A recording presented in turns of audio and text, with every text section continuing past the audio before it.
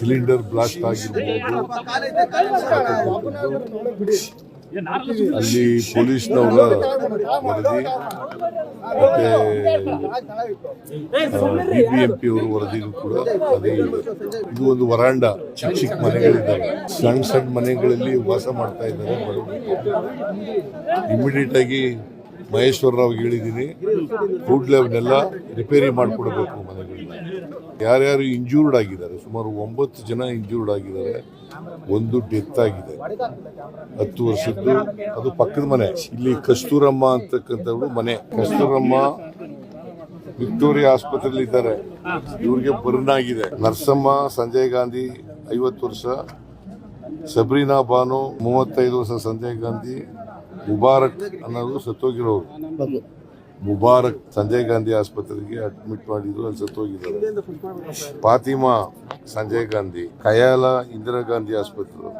ಸುಬ್ರಹ್ಮಣಿ 62 ವರ್ಷ, ಅಗಡಿ ಆಸ್ಪತ್ರೆ. ಶೇಖ ನಜೀದುಲ್ಲಾ 37 ವರ್ಷ, ನಿಮಾನ್ಸ್ ಆಸ್ಪತ್ರೆ. ಪ್ರಮೀಳಾ 38 ವರ್ಷ, ಸಂಜಯ್ ಗಾಂಧಿ ಆಸ್ಪತ್ರೆ. ರಾಜೇಶ್ 40 ವರ್ಷ, ಸಂಜಯ್ ಗಾಂಧಿ ಆಸ್ಪತ್ರೆ. ಸೊ ಒಟ್ಟು 10 ಜನ, ಒಬ್ಬರು ಸತ್ತೋಗಿದ್ದಾರೆ, 9 ಜನ ಇಂಜೂರ್ಡ್ ಆಗಿದ್ದಾರೆ. ಒಬ್ಬರು ಮುಬಾರಕ್ ಅನ್ನೋರು ಸತ್ತೋಗಿದ್ದಾರೆ.